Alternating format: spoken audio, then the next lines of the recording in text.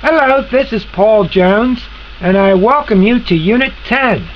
This is part of a series of 12 different studies, and at the First Church of the Brethren, we are offering these classes, and once you have gone through 10 different lessons, you do get a free computer. Now, this viewing does not constitute for attendance. I do hand out notes on this unit, and that will constitute your attendance and make you eligible. Now, like I said, there are 12 units altogether, and it's strongly advised that you make use of them even if you go a second round. So with that in mind, we're going to get started with Unit 10. We're going to start talking about screensavers on this unit. And last week we had people asking about screensavers and the purpose of it. Well, the history is that on a basic monitor with the computer was always with a CRT monitor or a cathode ray tube. Now what happens on this is there is a phosphorus backing on the screen that holds the image and makes it possible to be displayed. In a business where their main menu might be displayed there all day long with only a few customers coming in through the day, this image becomes fixed on that phosphorus coating. Once that happens, you have a ghost-like image with everything you view on your computer. And once this happens, you have just established a need for a new monitor. So saving this from happening, we do have a selection of screensavers. Also, another reason for screensavers is it does offer some security for when people come into the room and you want to be able to cover up the work that you're working on to keep it private. So that is another reason for it. Now, when we go to the desktop, we will want to go to an empty area on the screen to be able to open a menu. I have different icons here and down here, and this becomes an area where it is empty. I will right click on that area and bring up a menu like this. Once this menu comes up, it will have a bottom line here of saying for properties.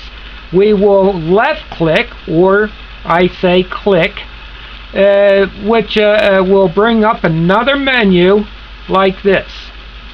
Now what happens on this part is we have gone across, we have viewed before, there are different tabs going across for various settings on the properties of the desktop. And screensavers is one of them, and that's what we're going to be talking about right now. So with this, we have in the center, we have a small replica of what the screensaver would be on a monitor. However, this is not the monitor of your desktop. So once we get to here, there are several things that we want to look at. First of all, we have a down arrow key to see a list of various screensavers that are on your computer and available as installed by Windows XP, or you're able to download additional ones from off the web that are very often free. Now take notice that there is a selection here, and with some computers you might even have a longer list, and on the edge here on the right side edge there might be a scroll down bar to reveal more.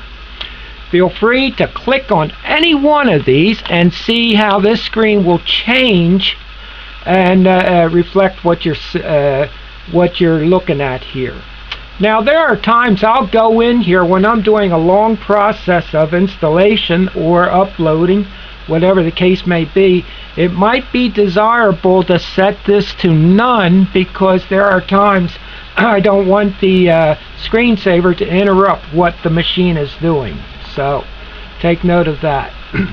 Now, after you make your selection, there is a button here called Settings, and it's going to accommodate for the various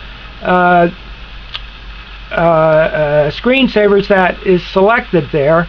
It is not the same all the time. However, when I press that button, this is what I see with my selection with Web Shots, which is a free download, and it tells me how soon it will start the screensaver, which is in 30 minutes.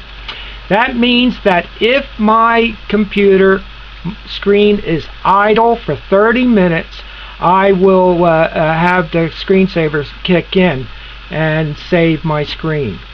Now, I have it set to 30 minutes because I do studying and I want it to be able to open a document, have it displayed, and work on another computer at the same time and have both images there. So that is also a good advantage there, to set it at a decent setting for your personal habits. Okay? Now, there are other settings on here that pertains to Web Shots and not necessarily to the program that you would use that would act as your screensaver. So there is a variety here.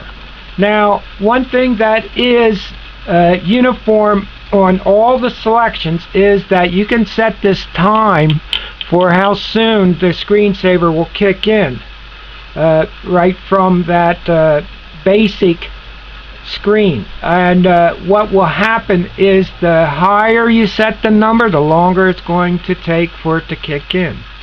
Now, one thing I'd like to also tell you is that you can also set this to be password protected, that in a professional setting that might be desirable, since you are having other people walking around and you don't want them to violate your security. So you would set a password to be able to activate your screen and bring everything back to normal operation.